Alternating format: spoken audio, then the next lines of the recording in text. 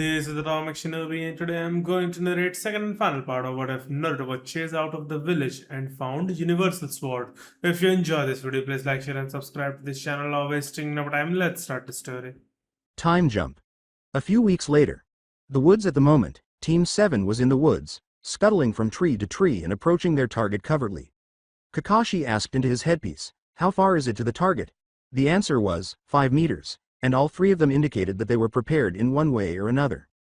"Go," they said, and the three of them bolted in the direction of their target, a cat. In an attempt to finish the mission, Sasuke and Sakura initially dove at the cat, but as soon as they picked it up, it repeatedly scratched their faces. Suddenly, a shadow appeared behind the cat, which then snapped out and seized it. When Kakashi approached the group to confirm that it was the correct target, he saw two of his teammates scowling at the cat, which was being petted by one Naruto Uzumaki and purring with joy. Kakashi inspected the ribbon and said, "Ribbon on the left ear. Yup, this is Tora," before leading his team back into the village to declare the mission a success. The Tower of Hokage. "Oh my cute little Tora, I was so worried."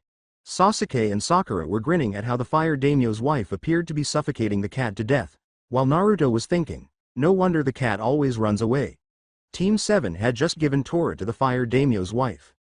The Hokage said, "Now Kakashi's Team 7, your next duty is babysitting an elder's grandson, shopping in the neighboring village, and help with the potato digging."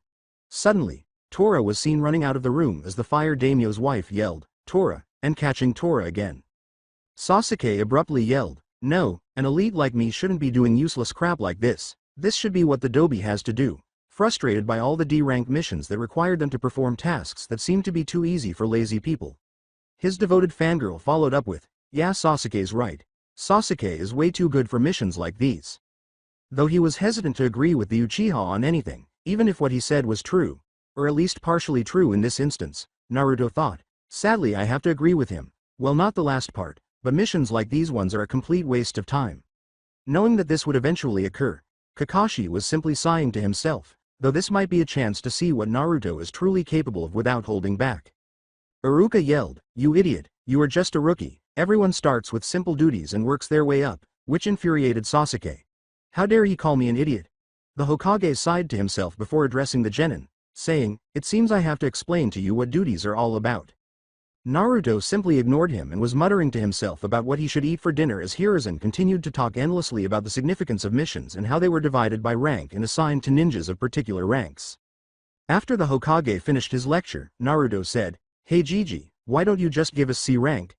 I'm pretty sure me and Kakashi can handle things if things go south." The Uchiha glared at Naruto as everyone turned to face him, saying, "How dare that Dobi think I would need saving, and by him no less." The Hokage nodded when Kakashi said, "Hokage Sama, could I speak to you for a second?" "Hokage Sama, I think we should go with Naruto's idea," Kakashi said, whispering to the Hokage so that his genin team couldn't hear him. He began to receive a raised eyebrow in return. "Why do you think that, Kakashi? Do you think your team's ready?" he asked. Yes, but not only that, during the test Naruto proved himself to hold great skills, but it seemed as if he was holding back as if not to reveal how strong he really is. Then there is also him being gone for a year. I would like to use this as a chance to gauge Naruto's skills to see if he may reveal more of it, Kakashi stated as he encouraged the Hokage to think about his suggestion. "Alright, I've decided," he said loudly enough for the genin to hear. "I'll give you a C-rank mission.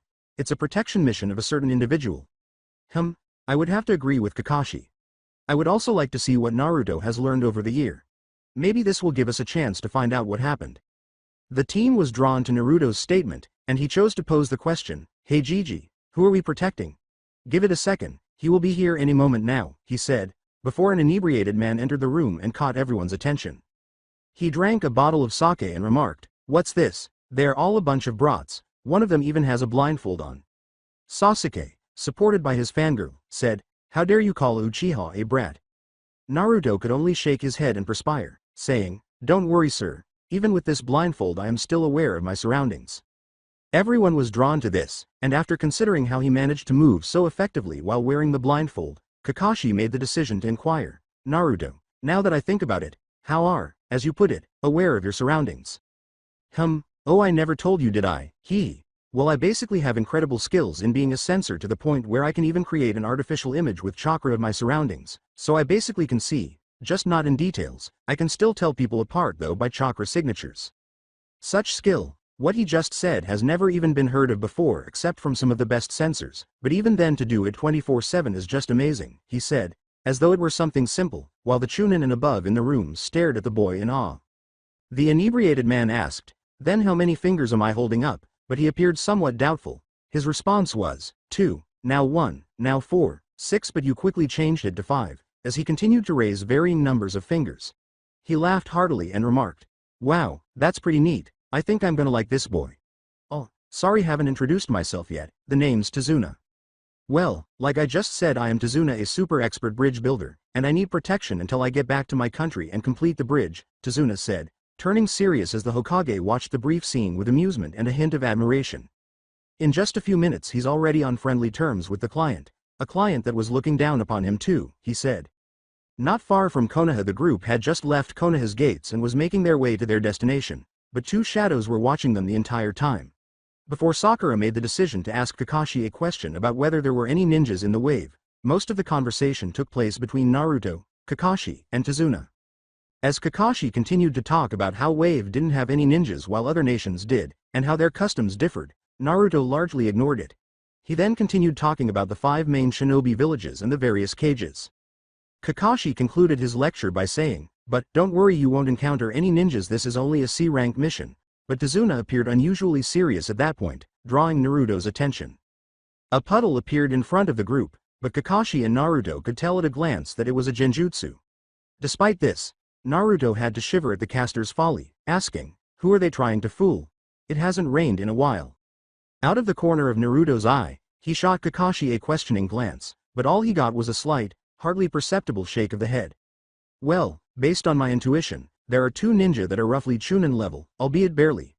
Hey, the 2 were totally subjugated by Sasuke, who may be gifted for a genin, but he is still just that, a genin.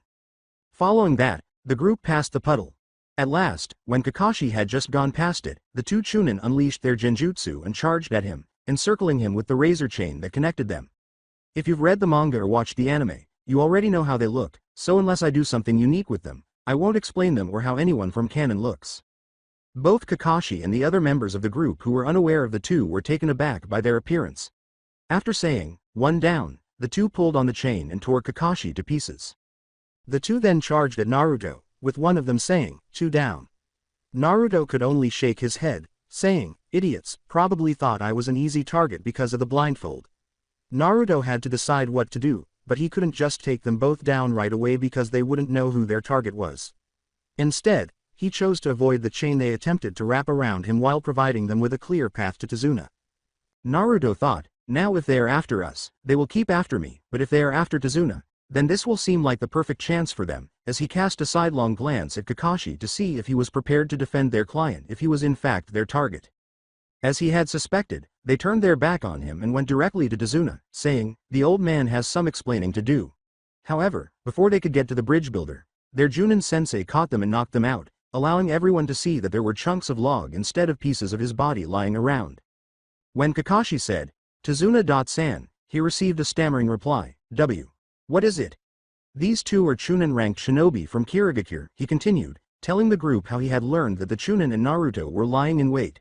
Sasuke gave him a glare for being outdone by the Dobi.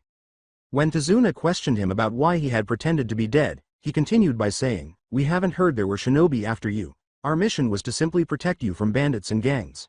This has now become at least a B-rank mission, now that there are ninjas after you. I'm sure you have reasons, but this could cause problems when you lie about mission details. We are now operating outside of our duties," Kakashi stated. Unknown place. A small man yelled, "You failed," at a shirtless man sitting with bandages around his mouth. "I spent a lot of money to hire you because I heard you were skilled ninjas." However, the man he was yelling at raised his enormous sword and pointed it directly at him, causing the short man to perspire. "Quit you bitching, this time I'll go and kill them." "Are you sure?" the short man said. "They hired some shinobi, and now they will be more cautious." "Who do you think I am?" The masked man narrowed his eyes and said, "There's a reason I'm called the Devil of the Hidden Mist, Momochi Zabuza." Outside Wave. If you don't want to hear Tazuna's explanation, you can skip to the next section. It is essentially taken directly from the manga. Tazuna said to Kakashi, "Sensei, I want to talk to you.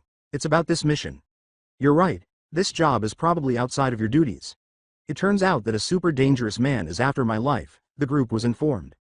Super dangerous man. Kakashi narrowed his eyes at Tazuna, who? You've probably at least heard his name before, the wealthy shipping magnate, a man named Gatu. Kakashi's eyes widened at this realization. Gatu, as in Gatu Company, he's said to be the world's few extremely wealthy people. The bridge builder confirmed Kakashi's question, saying, yes. Officially he runs a large shipping company, but secretly he sells drugs and other illegal items using ninjas and gang members to take over businesses and countries. It was about a year ago when he set his eyes on the wave country. Through money and violence he took control of the shipping industry, Tazuna explained, elaborating on Gatu's involvement. Gatu now has a monopoly on all business traffic in the country. The only thing he fears now is the completion of the bridge. On the subject at hand, Naruto thought, no wonder the old drunk is his target, he's the only thing in his way. This could even make Gatu desperate to have him killed, who knows what we might end up facing. But, what I don't understand is if you know ninjas could be after you, why did you hide that face when you hired us? Kakashi asked, curious as to the man's motivation. The wave country is super poor, even the feudal lord has no money, of course we don't have enough money for an expensive B-rank mission, Tazuna said, sharing the explanation. I will undoubtedly be killed if you leave the mission right now, but don't worry about it. My adorable 10-year-old grandson will only weep for a few days if I pass away. Tazuna laid down the mother of all guilt trips, saying, oh yeah, my daughter will be sad for the rest of her life hating the Leaf Village ninjas forever, but it won't be your fault, not at all. With a sly smile on his face, Naruto thought, he's trying to guilt trip us. Crafty old man. He then glanced at Kakashi, who was slumped forward and had a twitching eye. Well, I guess we have no choice, we will protect you at least until you get back to your country. Kakashi could only say, while Tazuna was thinking, I win. On a boat, with the exception of Sakura, who was currently glancing at Sasuke with a blush on her face, Team 7 was on a boat traveling towards Wave when they saw the bridge that Tazuna was building. The group could only marvel at how enormous the bridge was while also keeping an eye out for anyone who might be hostile. As the group began to head towards said home in the direction of the village, Kakashi was currently letting out a dejected sigh at the realization that their next opponent would likely be a ninja of Junin level. The boat continued until they reached a dilapidated dock out of sight, but they had finally reached Wave. Okay, get me home safely, Tazuna said.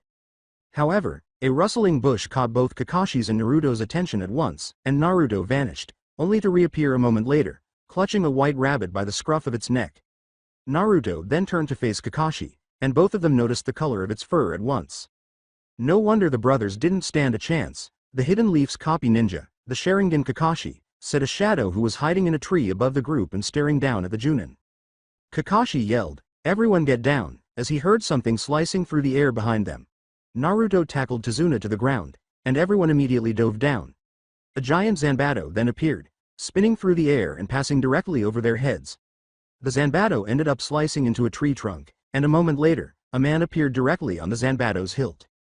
Naruto, however, was concerned about the amount of chakra the attacker was displaying, saying, this person has chakra levels of that of a high Junin. If things take a turn for the worse I might end up revealing part of my strength much earlier than I thought I would.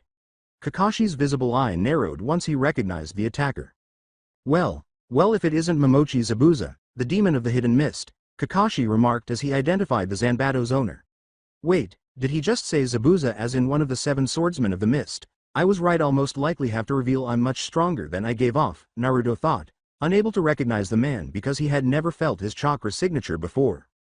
Everyone get back, this one is on a whole other level, Kakashi said, reaching for the left side of his headband. It will be a little tough, unless I do this. You appear to be Sharingan Kakashi. Sorry, but the old man is mine, Zabuza said, exposing to the group what his headband was concealing. When the Uchiha clan's Dujutsu was mentioned, Naruto glanced at Sasuke out of the corner of his eye to see how he would react. Surround and protect the client, do not enter the fight, Kakashi said gravely before removing his headband and exposing the Sharingan. The Sharingan is a unique physical condition that only occurs in a few members of the Uchiha clan. Could he be? Sasuke wondered, and Naruto could only sigh to himself, I know what you're thinking, and you're wrong. Zabuza declared, enough talking, the old man is my target, as the Genin team immediately surrounded Tazuna and protected him from any potential attackers. But it looks like I'll have to beat you first, Kakashi, Zabuza said. He then proceeded to land on the water. Ninpo. Kirigakure no Jutsu. Ninja Art. Hidden Mist Jutsu. after jumping off his Zanbato while pulling it out of the tree and strapping it to his back. The area was then covered in a thick layer of mist that made it nearly impossible to see. Kakashi then made the decision to speak up, saying, "He'll come after me first." Momochi Zabuza, as a member of the Hidden Mist, he was known as an expert in silent killing. "I can't take it, I'd almost rather die now and get it over with," Sasuke thought as he slowly began to bring his kunai up to his neck. 8 choices: liver, lungs, spine, clavicle vein, neck vein, brain, kidneys, and heart. Which one should I go after? The voice said, sounding as though it came from all directions. But before he could move it any farther, 2 fingers grabbed the kunai and stopped him. He heard someone laughing next to him and said, "Relax, or is this too much for an elite Uchiha?" He turned to look at Naruto Uzumaki, who was grinning and gave him a feeble glare. How is the Dobi not affected by all this killer intent? That's right, an elite like myself should not be worried if the Dobi seems fine. Damn, all this mist is messing up my sensing ability, especially with all the chakra in the mist. Wait, all the chakra must be coming from somewhere, so if I can follow it to the source, shit. Naruto's current thoughts, however, had nothing to do with the Uchiha. In an instant, Zabuza materialized in front of Tazuna and in the middle of the 3 of them, saying, "It's over."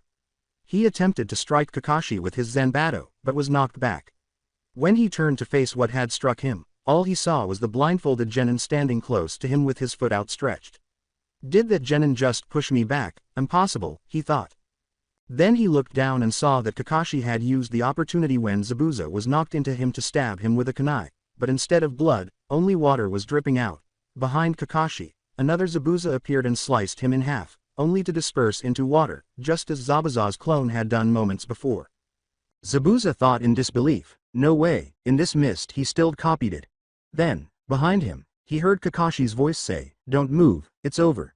To everyone's surprise, Zabuza began to laugh instead of giving up, saying, "You don't get it, there is no way you can defeat me with your imitations, but it was impressive. It was a good plan for you to have your Bunshin stand guard while you waited in the fog, but I'm not that simple."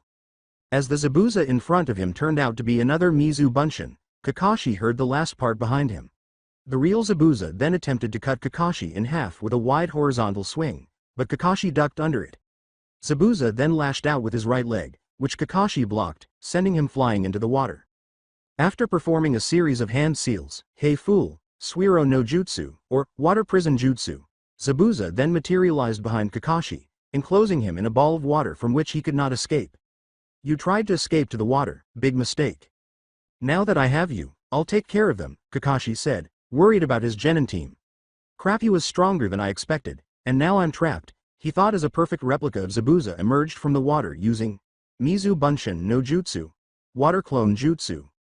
Naruto thought, sigh, well, I guess it's time I fight, might as well use the Keyblade, as he concentrated on his hand, which was gripped as though it held something.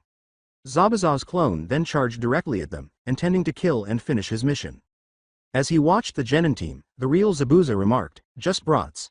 Take Tazuna and run. You have no chance of beating him and he can't move while I'm trapped. The Mizu Bunshin can't go very far from his real body, just run." Kakashi yelled at the group, hoping that no one else would be lost. A flash of light caused Naruto to vanish from the clone's view and then reappear behind it, with a diagonal gash across his chest. The clone was about to swing his sword at the target in front of him, which happened to be Naruto. However, the clone failed to notice the smirk on his face. The real Zabuza could only stare in disbelief at how the genin had vanquished his clone in an instant, saying, "Impossible, even though that clone wasn't as strong as me, it still should have been strong enough to deal with those genin." He then looked more closely to see which of the genin had vanquished his clone, but his eyes widened when he saw the blonde genin standing there with a blindfold over his eyes and what appeared to be a giant key resting on his shoulder. Zabuza narrowed his eyes at the enigma and thought, "That's the same Gaki who kicked me earlier and was able to push me back. I thought it was just a fluke, but now. What's with that giant key? Is that supposed to be a weapon?"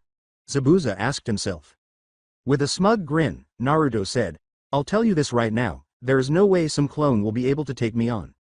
Zabuza narrowed his eyes even more, but they widened when the Gaki vanished from beside the bridge builder and reappeared in front of him while he was in the midst of a downward slash. "There is no way a genin should be able to move that fast, hell, even a Junin would have some trouble," Zabuza said as he barely brought his Zanbato in front of him to block the blow. Naruto then began to unleash a barrage of blows on Zabuza, who was barely able to block them. "Damn, I can't keep this up with just one hand," Not only are his attacks fast but they're also strong. However, Zabuza was caught off guard when Naruto's subsequent attack outpaced the others, causing his eyes to widen. Damn, are you telling me he was holding back? Zabuza was forced to stop the jutsu that was containing Kakashi as he dodged backwards, barely evading the attack. As Zabuza perspired anxiously, he thought, damn, not only do I have to worry about Kakashi being free, but I also have to worry about this Gaki, who probably hasn't even gone all out yet. The genin had already demonstrated that he could go even faster, so who was to say that was his limit? Since both of Zabuza's hands were now free, Zabuza appeared to be better able to block Naruto's attacks, so Naruto decided to use his current Keyblade's ability instead of increasing his speed once more. Naruto took advantage of this opportunity and charged at Zabuza once more, laying down another barrage of attacks. Zabuza chose to take advantage of Naruto's overswing, which gave the impression that he had let himself go wide open. He aimed his Zanbato at the blonde's head with a powerful downward swing, using all of his strength, but the blow was deflected. He, the Kingdom King, known to have immense defensive capabilities, Naruto said, not even moving an inch no matter how much power Zabuza would put into his swing. The boy had moved at a speed that would have seemed impossible and brought his Keyblade up to block the swing, but what shocked many of the people there was that he was doing it one-handed. Then, using his free hand, Naruto punched Zabuza directly in the stomach, causing him to double over and cough up blood. What the hell? Not only did he block me with one hand, but his punch is like nothing I've ever felt before, Zabuza said, wincing at the pain, certain that his insides had turned to mush. Nice going, Naruto, Kakashi remarked as he materialized beside him. Incredible, he actually defeated him with a single punch. How strong are you, Naruto? Now I think it's about time we end this, the copy nin remarked as he pulled out a kunai and approached Zabuza, who was now on his knees while clutching his stomach. Before Kakashi could take the man's life, however, Tsusenbon pierced Zabuza's neck, instantly killing him. Everyone's eyes widened in disbelief before they turned to see where the weapons had come from. Thank you very much, I have been searching for the opportunity to kill Zabuza for a long time. The masked figure bowed to them as they saw him standing on a tree branch above them. Kakashi went straight to Zabuza's body to make sure he was actually dead. The figure nodded and then used a shunshin, body flicker technique, to appear next to Zabuza's body.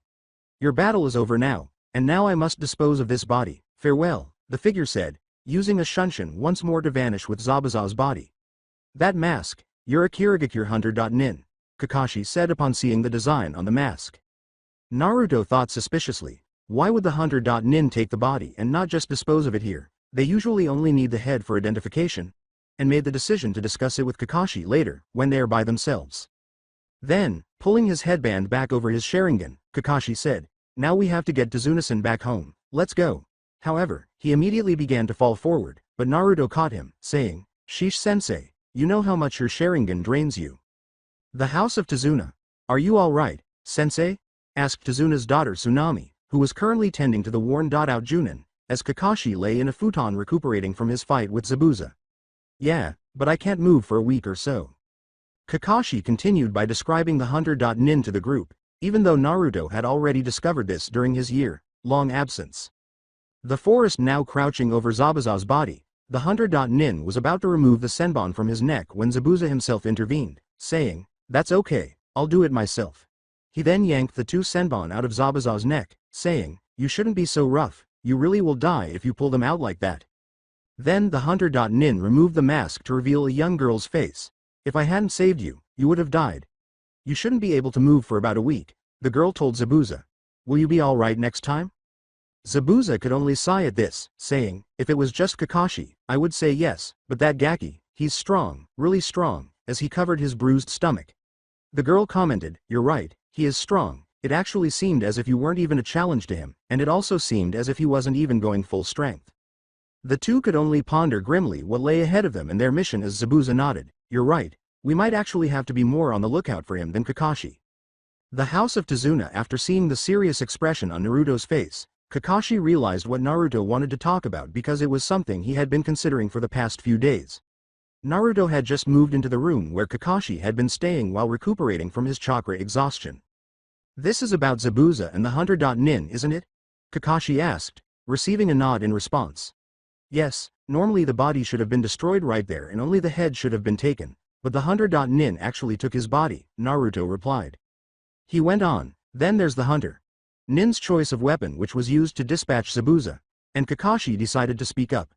Senbon, they could be used to hit a pressure point to induce a momentary death. So we agree then. Zabuza is still alive, Kakashi said, receiving another nod in response. So, Naruto, do you mind explaining to me how it is you were able to not only fight Zabuza, but also overpower him, and also what was that weapon you used, Kakashi said, addressing a question that had been bothering him since their encounter on the bridge. Knowing that this subject would eventually come up, Naruto sighed and said, well, I guess to make this easier to understand I'll tell you what happened right after I was ran out of Konoha. Kakashi winced and continued to blame himself for failing to protect Naruto. Well, as I already told you, I met guy named Riku who ended up teach me. What I didn't tell you was that before I met him I acquired the power to wield a weapon known as the Keyblade. Keyblade? Kakashi asked, not familiar with the term, but then considering the shape of the weapon Naruto had wielded on the bridge, he thought, well, it certainly did look like a giant key. The Keyblade is a weapon given to a chosen few to combat the darkness and beings known as Heartless, Naruto explained, choosing to define a Heartless before Kakashi could ask him. The Heartless created from the darkness of a person's heart. They lose all ability to think and reason and rely on instinct. The Callous will only follow those they perceive to be strong, and they typically attack others in an attempt to make others callous. Heartless? I've never heard of anything like what he is describing, nor have I seen anything like it, Kakashi said, raising an eyebrow. If you're wondering why you've never heard of them before, well, that's because the Heartless haven't appeared in this world yet, Naruto explained, receiving a nod from Kakashi. However, Kakashi froze when he focused on a word Naruto had said, world? Naruto's statement, yes, world. There are actually many worlds out there. Riku was actually from an island world called Destiny Island and has actually traveled to many different worlds, shocked Kakashi even more. Naruto, I'm having a hard time believing this, Kakashi said, receiving a nod of understanding from Naruto, who couldn't understand someone who sounded so unbelievable. I know how it sounds, Kakashi, but everything I've told you so far is true. Remember how I told you that the Keyblade is only accessible to a select few? He asked with a nod. Well, when I said that I meant that the Keyblade is given to a rare few across all of the worlds, meaning I'm probably the only person in this one who can wield it. Well, I'm getting off topic, but after being carried away by the stream, I had a strange dream in which I had to face the darkness and ask myself what I wanted. I discovered later that this dream determined my life's course and was a means of gaining access to the Keyblade's power. I met Riku when I woke up from the dream and found myself recovering from my wound in a bed in an abandoned building. After discovering me by accident, I found out that Riku had located me and brought me there to recuperate. The problem is that Riku, who is also a Keyblade wielder, told me he was able to determine that I was also a wielder because he could feel the Keyblade's power emanating from me. He then explained to me how to use the Keyblade and what power it would give me. When he asked me how I got the wound, I told him what had happened. Since I had nowhere else to go at the time, he decided to train me. In that period, I was able to defeat Zabuza by mastering both the Keyblade's power and my own abilities. Kakashi listened to Naruto's speech without interjecting, but his mind was racing with questions. One of these was, so, if he can defeat Zabuza, then how strong is he really? He chose to ask another question that was also on his mind. Naruto, when you said powers of the Keyblade, what kind of powers does it give you? There are actually many different forms of the Keyblade. The one you saw me use against Zabuza was called the Kingdom Key, its ability being an unbreakable guard which I used to block Zabuza's attack in the end, Naruto said after considering how much to reveal to Kakashi. The Kingdom Key, for example, slightly increased my strength while my jutsus were moderately increased. The Keyblades can also improve my physical attacks and my jutsu. Although I can actually wield a variety of Keyblades, the Kingdom Key was the first one I successfully used. Wait a second, didn't he say the Kingdom Key only slightly increased his strength, but that punch he gave Zabuza looked like it could even match Tsunade Sama's level, so does that mean it was mostly his own strength? The weapon Naruto had used astounded Kakashi, who said, not only did they increase his offensive strength but they can also give him unique abilities. The unbreakable guard ability is particularly impressive because it seems it doesn't matter how strong the attack is. That's incredible, Naruto. However, why did you conceal it during the bell test? If Naruto had used that kind of ability during the bell test, he might have been able to beat me in addition to easily obtaining the bells, Kakashi thought, wondering why he would hold back so much. When Naruto sheepishly scratched the back of his head and said, about that, I'm kinda trying to hide my true abilities, Kakashi raised an eyebrow.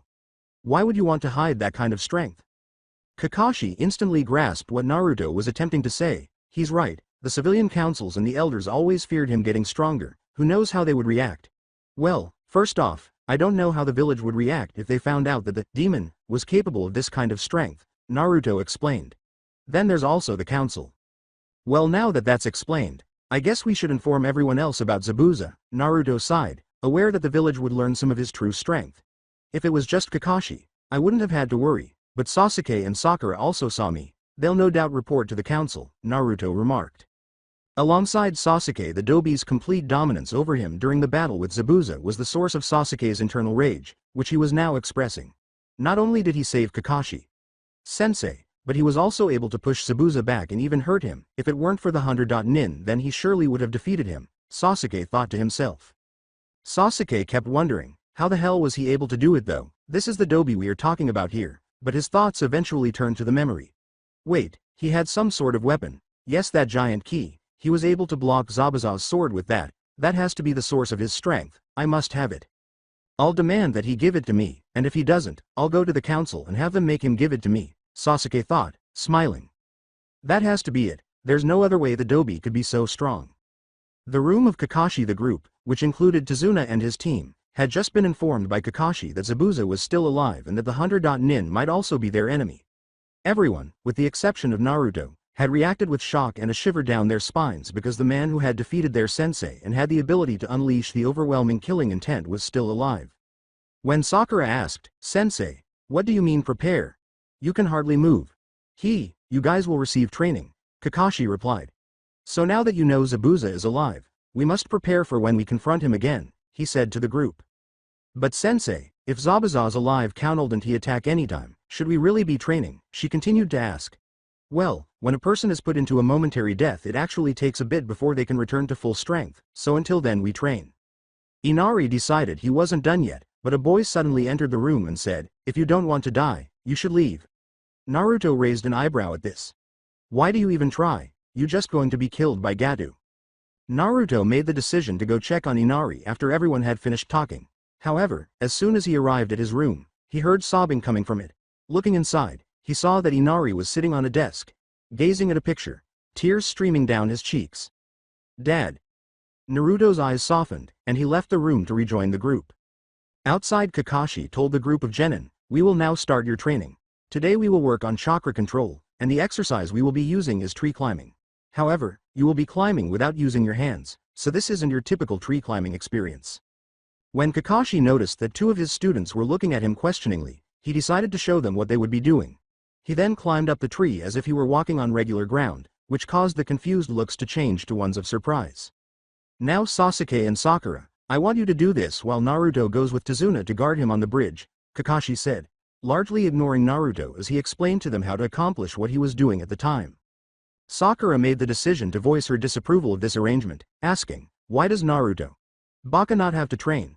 Sakura looked shocked when Kakashi explained, "Well, as I'm sure you saw during the fight with Zabuza, all three of us were walking on the water. Since she was no longer in danger of dying, she could finally allow her thoughts to wander to the little things. Now that you say that, how were you even able to do that?" she asked. Naruto was the one who chose to respond. "Well, that was actually what is called water walking. It's basically a more advanced version of what Kakashi just showed you. I learned how to do both during the year I was gone, so I don't need this kind of training." "How can the Dobi be so far ahead of me?" he asked, clenching his fist in response. "Hitaki, I demand you teach me how to water walk instead," he said, receiving a glare in return. "That's Kakashi Sensei to you, and before you can water walk you must first master tree climbing," he said. "Dobi, I demand you give me that weapon you used to fight Zabuza. I bet that's the only reason you were able to defeat him." Sasuke was even more incensed at being turned down, so he made another demand. Naruto raised an eyebrow before responding, no." Before Sasuke could do anything stupid, Naruto turned around and walked back to the house to meet up with Tazuna to begin his guarding duty. "Dobi, I am Uchiha, and elite, and you must do what I tell you to," he said, only to be rejected once more. "I will give you one more chance. If you do not give it to me, I will have the council make you." Naruto rolled his eyes. "Teme, no matter how many times you demand it, I will not give it to you." Before turning to confront Naruto, Kakashi gave the two a kunai to signify their progress. "You do know he really will go to the council, and with how much they spoil him and hate you, they really will demand you give it to him," he said, concluding the conversation. "I know, and I will cross that bridge when it comes. Besides, I already told you only a select few can even use it." The hideout of Zabuza Haku's attention was drawn to the room's entrance, but when Gato and two samurai bodyguards entered, he said, Hey, so even the great demon the mist lost. Pathetic. Haku was currently keeping watch over a bedridden Zabuza who has not yet recovered. When Haku noticed that Gadu's 2 bodyguards were drawing their swords, she was alert and asked, "And attack?" Gadu stopped them when he saw what they were going to do. Then he began to approach Zabuza and was ready to remove his mask. His guards were about to draw their swords and charge at Haku when Haku appeared in the center of them, one of her swords in each of her hands pressed against their throats. However, his hand never made it to its destination because a furious Haku grabbed Gadu's arm and said, "Don't touch Zabuza-san with you dirty hands." In a desperate attempt to sound menacing but failing miserably, Gadu said, "Oh, one more time, I'll give you one more try, but if you fail," and he and his guards fled the room as quickly as they could to avoid Haku. Haku turned to Zabuza and asked, "Gadu's probably going to turn on us, what should we do?" Zabuza, who had remained silent the entire time, responded, "You're right, things are starting to look bleak. First, we have to face off against the Sharingan, which shouldn't be a problem normally, but there's also the Gaki with the key. Gatu will probably take advantage of our weakness to kill us rather than compensate us, even if we manage to defeat them." Haku repeated herself, "Like I said, what should we do? Running is out of the question. Even though Gatu is a worm, he still has a lot of connections that could be annoying. Killing him, even though it would be very tempting, is also out of the question. Kiri would come after us again if we did that because of the chaos it would create." Before Haku finally said, "I know you probably won't like this, but how about we try to ask the Konoha.nin for help, and work together with them to bring down Gatu?" Zabuza and Haku began to consider their options, trying to think of any way to avoid any danger. In this manner, it will appear as though we were never present and his death will be directed towards the Konoha.nin. "Even if we try to get their help, what makes you think they will give it to us?" Zabuza asked, his eyes widening slightly before narrowing. "I don't, but it's the only option we have. I'll go meet up with them since they don't know my face so they won't attack me straight out," Haku replied, certain that their ruse about her being a hunter.nin had already been discovered. Bridge Tazuna remarked, "Hey Naruto, where's the other two?" as she observed the blonde's boredom. Naruto was currently yawning to himself while he was just standing around on the bridge doing nothing but watching over Tazuna. To put it simply, it was dull. Tazuna asked, "What about you?" He replied, "Oh, those two are doing some training right now." Tazuna's thoughts were along the lines of, well, not that he really needs it, I mean he did overpower Zabuza.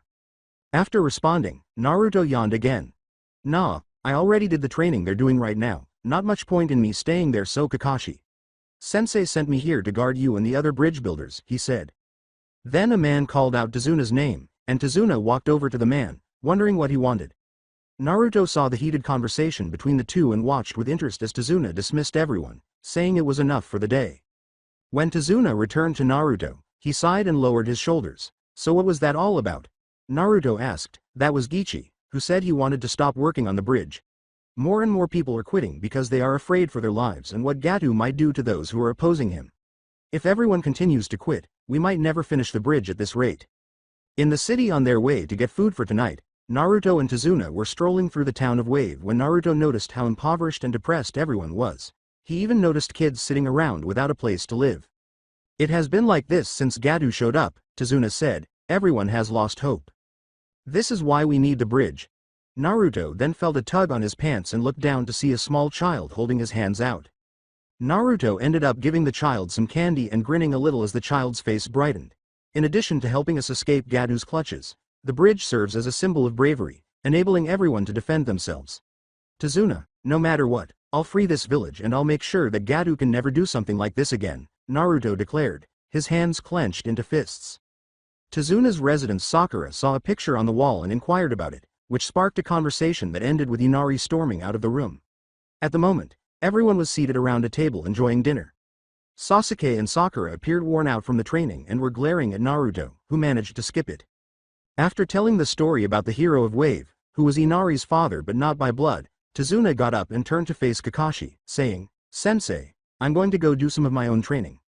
Naruto was so furious about what Gadu had done that he knew he had to go vent his rage.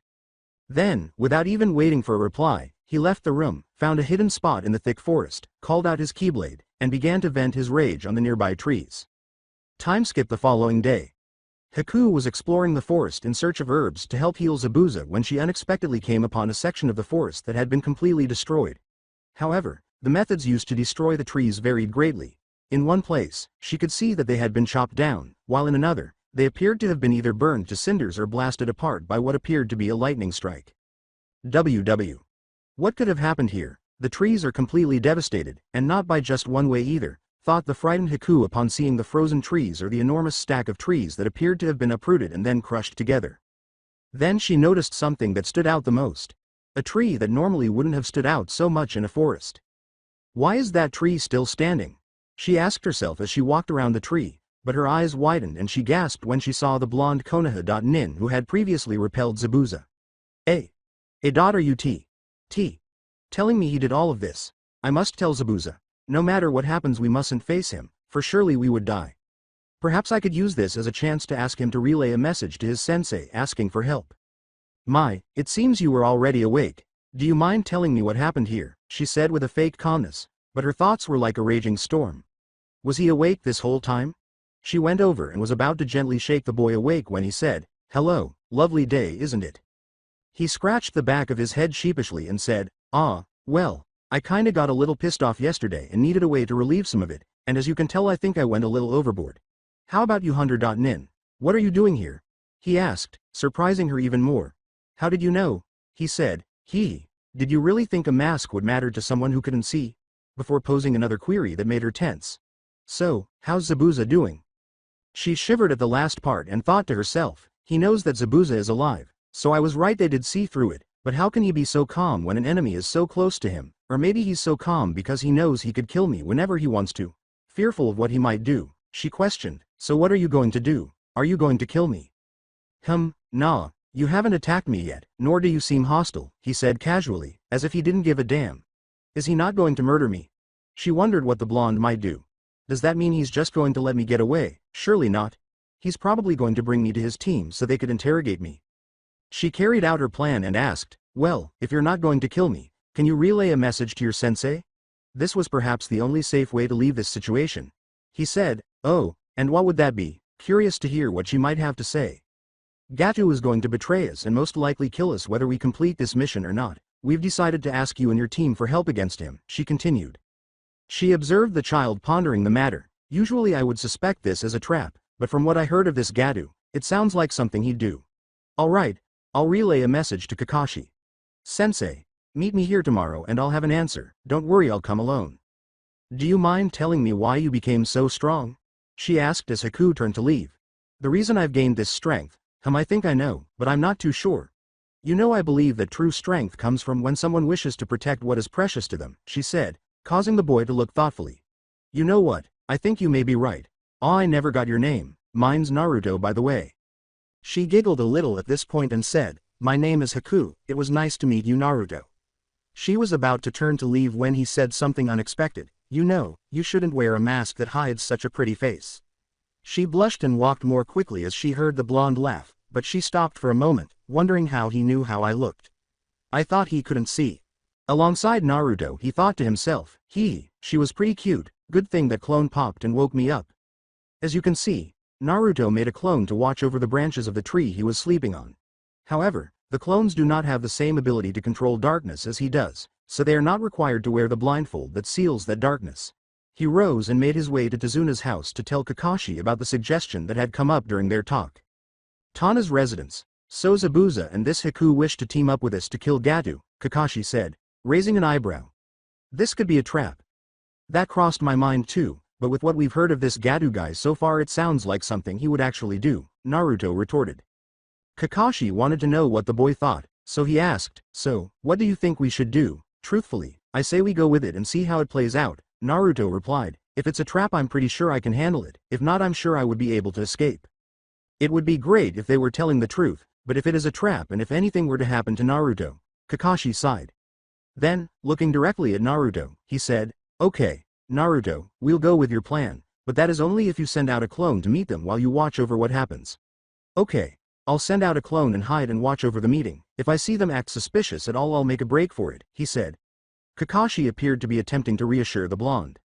As Naruto stated, also Kakashi, I think we should wait to inform Sasuke and Sakura about this until after we have a plan set. Kakashi raised an eyebrow. Why do you think that Naruto? Kakashi asked, only for Naruto to sigh.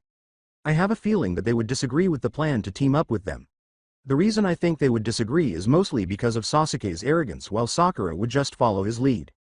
Kakashi inquired, curious as to where Naruto was taking this. What does his arrogance have to do with this? To be honest, Sasuke sees having a team as burden, thinking he could do anything on his own. He would probably see it as a sign of weakness to have the enemy help him, making him against the idea, and as I said before, Sakura would just agree with anything Sasuke says, Naruto said to Kakashi. Kakashi agreed with Naruto's assessment of his teammates. Sadly, I think you're right. Alright, we'll tell them once we have a plan, that way it will be too late for them to mess anything up, he said. Damn, he's right. The Uchiha's haughtiness would really make him see things that way. Something has to be done about it before he gets himself or this team killed. Kakashi was thinking as he reviewed Naruto's remarks. Before heading off to train himself to try to get his body back to full strength, Kakashi said, "Okay Naruto, go prepare yourself however you need to for when you meet with them, but do this without alerting either of your teammates of what's happening. Otherwise we may not have a choice whether they know or not." Time skip. Location of the meeting. When Naruto was venting his rage, he was hiding among some trees that had not been destroyed by his attack. His Kage Bunshin was leaning against the tree where he had met Haku the previous day, and he was currently keeping an eye on him. Then he noticed two figures approaching his clone from the opposite direction from which he had entered the forest.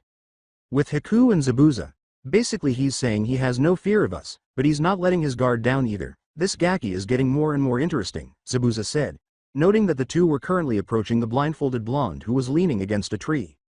When the Gaki said, "Hey Haku Chan, Zabuza-san," one of Zabuza's eyebrows would have shot up at that moment.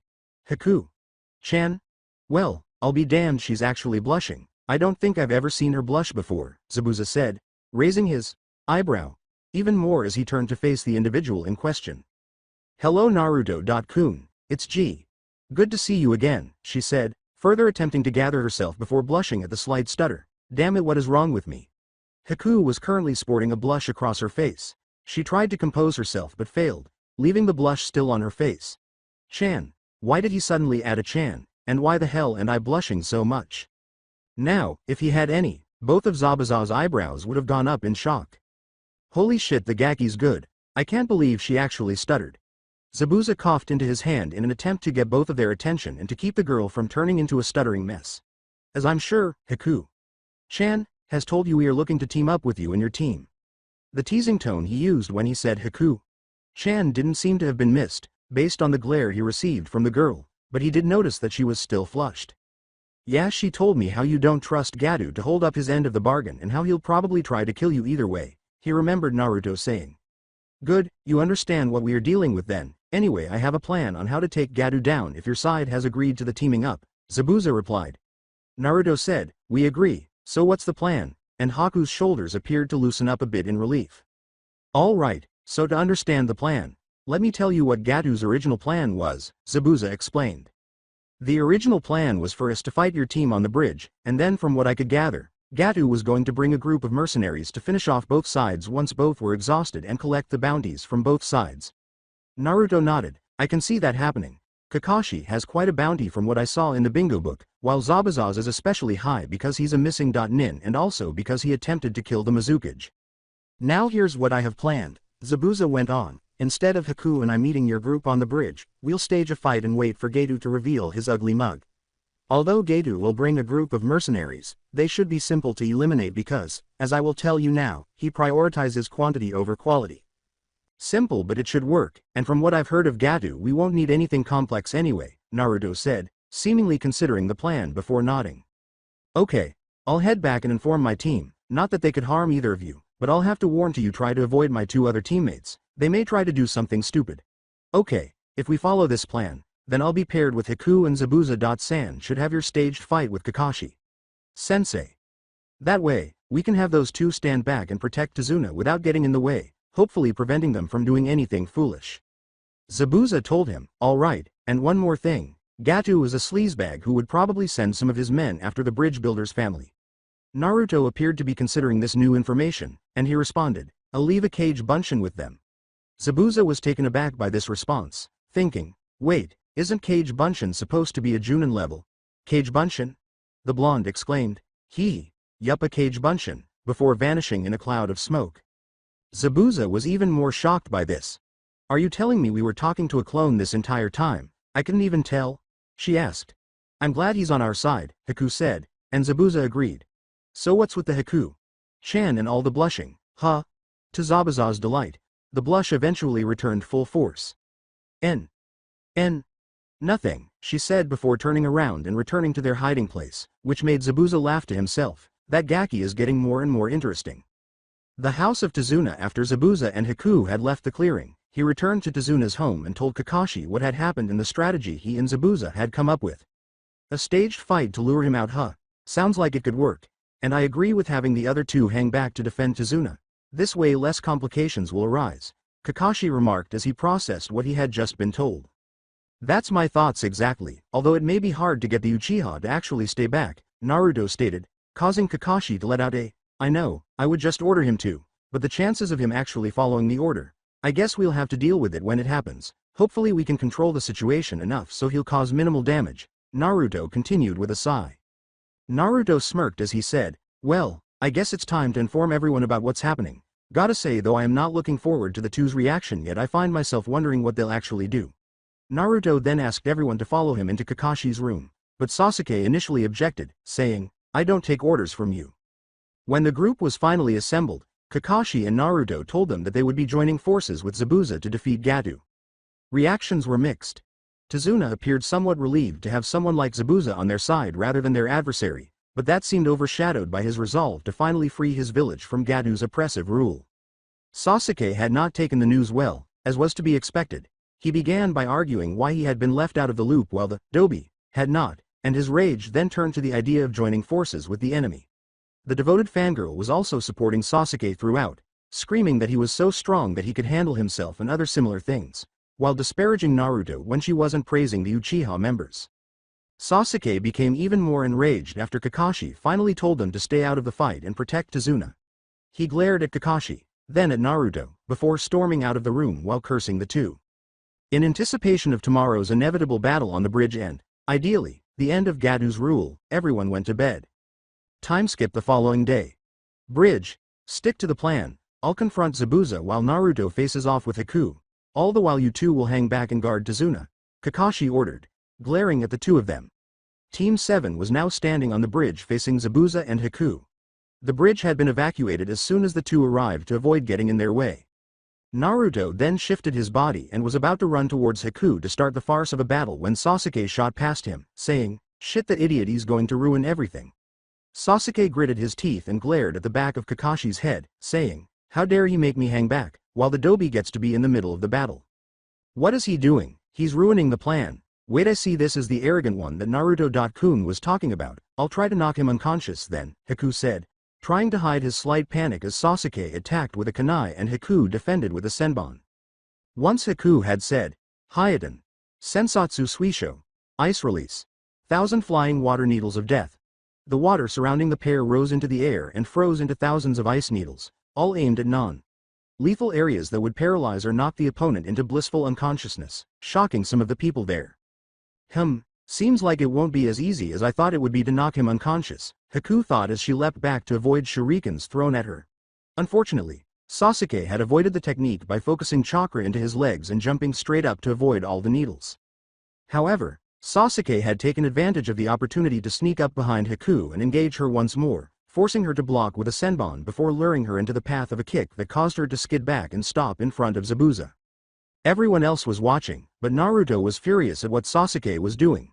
Damn it, he's not holding back at all. He's actually trying to kill her. At least Haku is aiming for a non-lethal takedown, though I'm kinda disappointed at that thought too, he thought. Naruto turned to face Kakashi. Sensei, I think it's best if we leave those two alone for the moment. Haku seems to be aiming to knock the Teme unconscious, so I'll either jump in if he is knocked unconscious or it seems like Haku's in danger. Kakashi mulled this over and nodded. Alright, we'll stick to the original plan then, but you'll hang back for the moment instead of Sasuke. After deciding she could take no more of this, Haku pulled out her trump card, Hyeten, Makio Hyosho. Ice Release, Demonic Ice Mirrors. He was surrounded by 20.1 ice mirrors that were formed from the water surrounding him. After entering one of the mirrors, her reflection appeared on every mirror.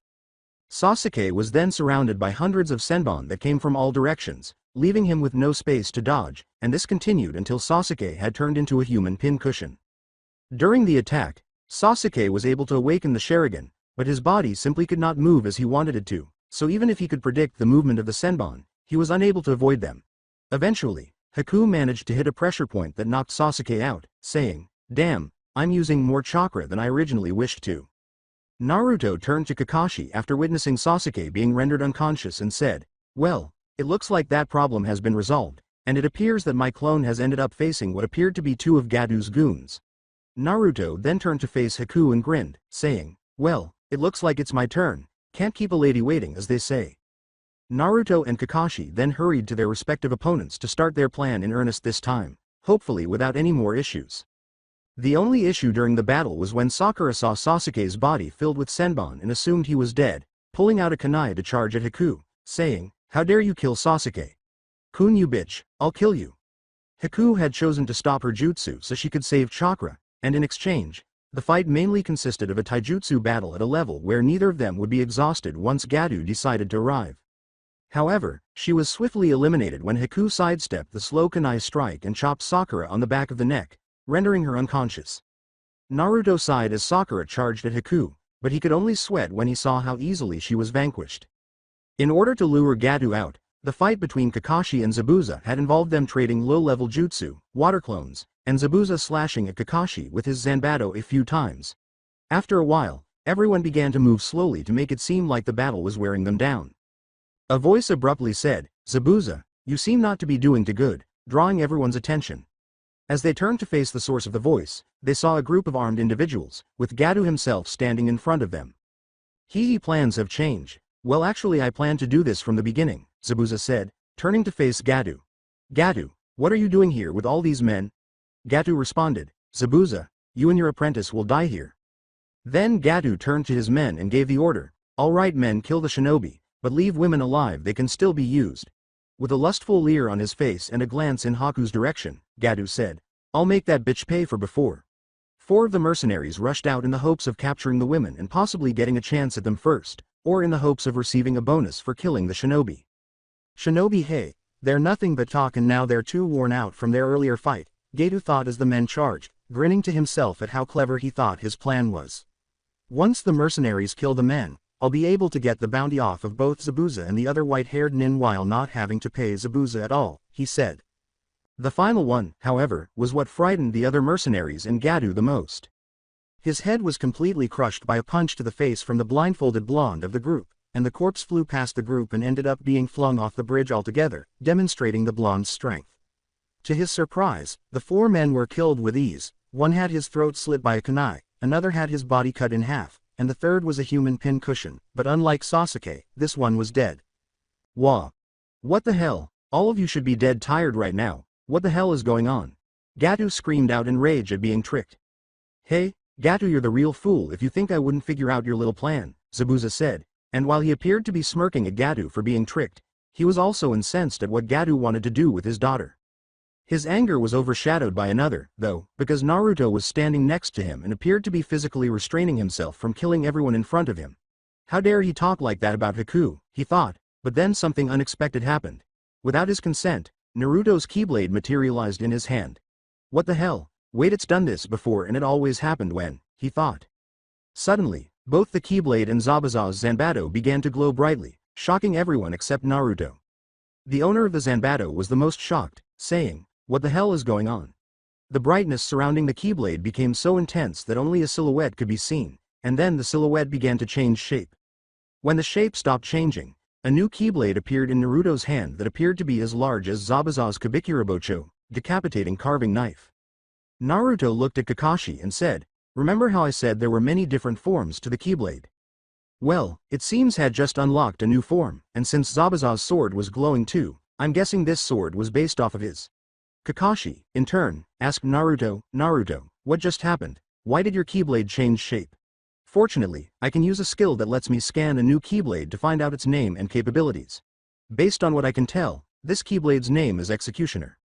"I stand corrected, it seems only its size is based off of your sword Zabuza. Its abilities however seem to be based off of you if its ability to enhance water-style attacks is anything to go by," Naruto said, startling the group, as he considered the new information he had learned about the Executioner Keyblade. Wait, are you telling me that giant key thing you used to fight me has the ability to change its shape and abilities, and it's actually using me and Kabikirabocho as a base for this form? Zabuza asked, gazing in wonder at the executioner Keyblade. After turning to face Zabuza, Naruto said, yeah, pretty much, now back to business. He then turned back to the group of mercenaries who had been trying to patch their eyes or stop gaping at what they had just seen after being momentarily blinded by the bright flash. Lucky me, I have a lot of scum to fight so I can test it out, Naruto said. But it appeared that the Keyblade was not finished yet, as a faint glow emerged from it, enveloping Zabuza and Naruto in a blue aura. Zabuza was perplexed by what was happening, while Naruto grinned, frightening some of the mercenaries with his words. Zabuza, you're going to love this, just follow my lead, you'll know what to do, just trust your instincts and your body. Then, without even trying, Zabuza found himself following Naruto as he charged forward, saying, what the hell is happening? Well, I guess I'll trust the Gaki for now. Then, Zabuza and Naruto vanished from view and emerged in the middle of all the mercenaries. Back. Back. Even the other shinobi were taken aback by the speed the two had displayed, but Zabuza was most shocked, saying, what the hell just happened? There's no way I should have been able to move that fast. After that, Zabuza and Naruto began to move in perfect sync as they both spun back to back while slashing at those closest to them. Following the initial attack, the two continued to move in perfect sync as Naruto began to perform 360-degree spins while slashing with the executioner Keyblade. However, it appeared that water was being produced from the tip of his blade, striking enemies that were initially out of range. While Naruto was doing this, Zabuza would charge at enemies and slash them. After a few slashes, he would leap up and slam his Zanbato on the ground in the middle of a group of enemies, causing pillars of water to appear. Neither of them appeared to interfere with the other while they were attacking. In fact, it appeared as though their attacks would weave between each other, allowing them to take down numerous enemies at once. Zabuza! Naruto yelled as he held the executioner in a reverse grip with the blade horizontally parallel to his body. How the hell are they able to fight like that? They've never even fought as a team before, but here they are fighting in perfect sync. Zabuza appeared to know exactly what to do as he held out his sword, and it appeared as though the two weapons had combined at the hilt with the blades pointing in opposite directions. Kakashi watched in astonishment. Then Naruto said, focus then chakra, and now spin, and as both Naruto and Zabuza leapt back, the chakra began to spin the two blades in midair. Once they were safely apart, the blades gained enough speed to create a small tornado in the middle of the bridge, but it was made entirely of water, sucking in all the mercenaries and sweeping them up in the tornado's current. As soon as Naruto and Zabuza's feet touched the ground after they leapt away from the blades, they began making hand signs while maintaining perfect synchronization as they performed each seal simultaneously. When the water tornado subsided, all of the mercenaries were gathered in a large group in the middle of the air, confused and battered. At the same moment, Naruto and Zabuza called out their jutsu as they completed the final hand sign, Suiryuden no Jutsu. Water release. Water Dragon Bullet. When the two dragons were about to collide beneath the group of mercenaries, they shot up and began to coil around one another until both of the dragons collided with the group of mercenaries. Water rose from the surrounding water to form two dragons, which then charged towards the group while their bodies were parallel to the ground and barely above the ground. While Gatu, who had been out of danger, had watched in horror, all of the mercenaries were now dead, and the shinobi were staring in disbelief at what had just transpired. After their final attack, the aura that had surrounded Naruto and Zabuza the entire time finally subsided, and Naruto began to approach Gatu, while Zabuza stood motionless in disbelief. What the hell did I just do? There's no way I should have been able to do even half of what I just did. Spare me, I'll give you anything, just don't kill me. If it's money you want, I got it. Women, is that it? I can give that to you, just don't kill me. Gatu begged for his life after he tried to back away from one of the two who had decimated his mercenaries' heads toward him, but he stumbled and fell on his ass. Ignoring Gatu's blubbering, Naruto raised his arm to cut him down, but Gatu said something that excited him. Wait, if you kill me then the villagers will die. Naruto lowered his arm and narrowed his eyes at Gatu, then said, tell me what you mean the villagers will die. Gatu's words, wait, promise me you won't kill me, then I'll tell you, gave rise to some optimism that he might still be able to escape this situation alive. Naruto gave the man a fierce look before responding, okay, I promise I won't kill you. Naruto.kun, you can't be serious, you're going to let that scum live. Naruto, are you sure you know what you're doing? And, Gaki, what the hell are you doing? Just kill him, were some of the protests that seemed to break everyone out of their awe. He turned to face Gatu and said, no, I'll let him live as long as he tells me what he has planned for the village and if it's true, demonstrating his refusal to back down. If you're lying to me, I'll give you a painful death.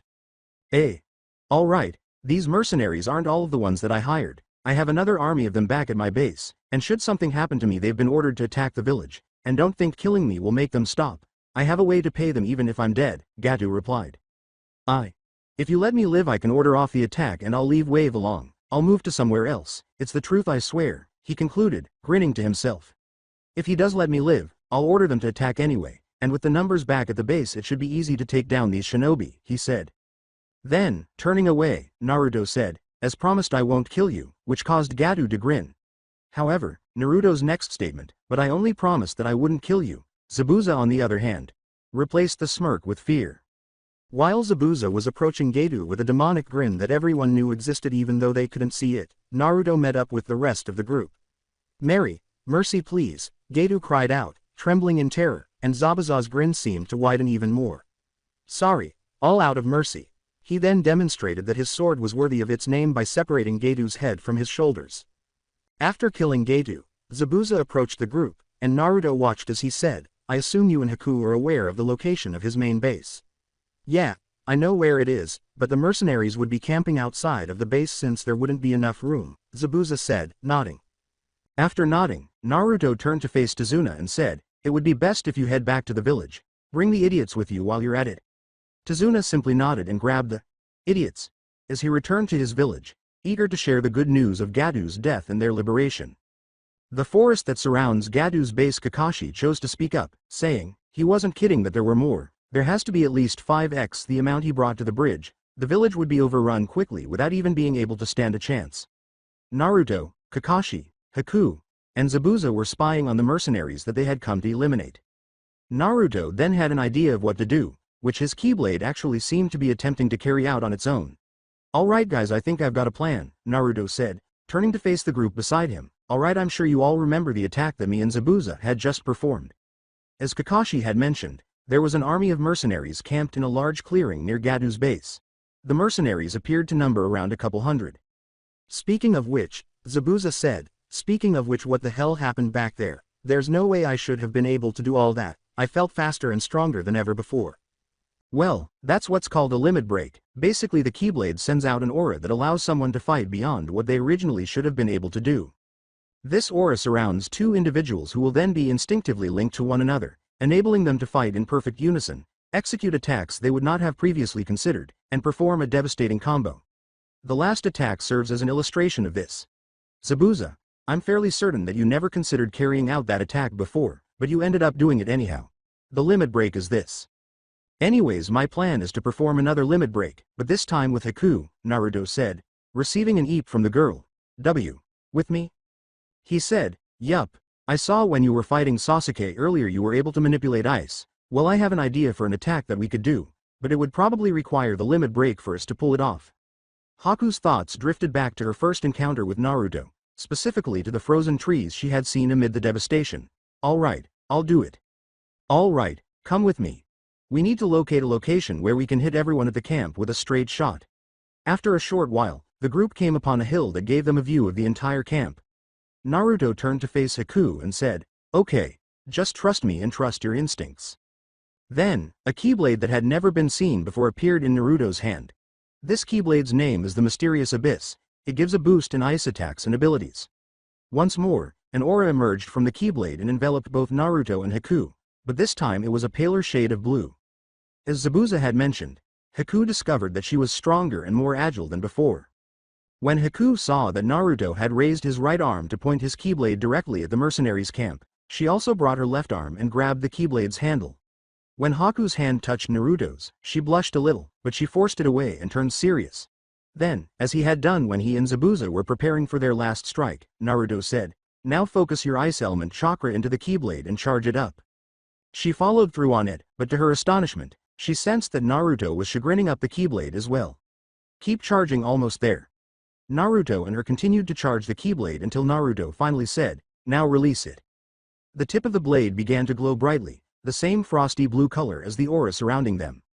Then, in the same flawless synchronization that he and Zabuza had experienced, Naruto and she released the energy, which blasted in the direction of the terrified mercenary group that had noticed the glow. However, it was too late because the attack had already struck the center of the camp, trapping it in a massive glacier that had frozen the entire area. The group was astounded by the attack's strength and scope, but it was not carried out. Then Naruto said something that made everyone pay attention. Now break. As soon as he finished speaking, the giant glacier broke apart, and the attack killed all of the mercenaries at once, leaving no survivors. After the attack was over, the aura subsided. Naruto turned around and headed back to the village, shouting over his shoulder, "Well, the mission's basically over, let's head back and get some sleep and inform the village what happened." Everyone just nodded in shock because they hadn't found the voices yet.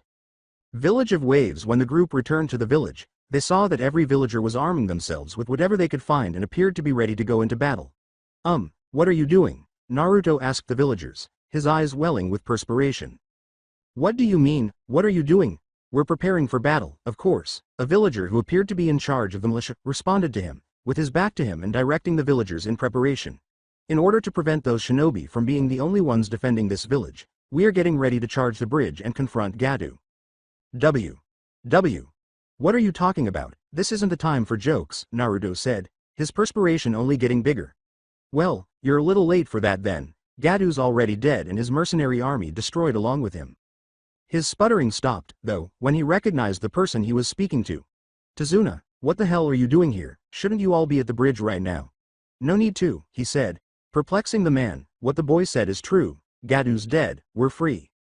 When the other villagers saw the group, they were all in shock over what they had heard, and there was muttering all around them, some of it along the lines of, "Is it really true? Gadu's dead, and we're free?"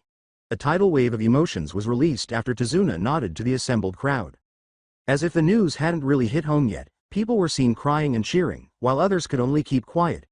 The group of shinobi then separated from the group and returned to Tazuna's house to let the people celebrate their newfound freedom alone. Time skip. The house of Tazuna. When the group got to Tazuna's house, they all went to bed because they were exhausted from the day. The following day, Naruto was waking up and trying to get out of bed, but he couldn't because of an extra weight on his chest. What's this? What's on me?" he asked himself as he began to wake up more and his thoughts became clearer. "Oh, that's right, Haku and I had to share a futon because there weren't enough rooms or futons. She must have rolled over while she was sleeping. How the hell did I not wake up though?" Naruto said, calming himself as the blush subsided. "Well, it doesn't matter, I need to get up without waking her up. I guess that'll work." After creating a cage bunshin and using Kawarimi on it, Naruto successfully dispelled the bunshin to get out from under a sleeping Haku and left the room quietly to avoid waking her while he went to see who else was awake.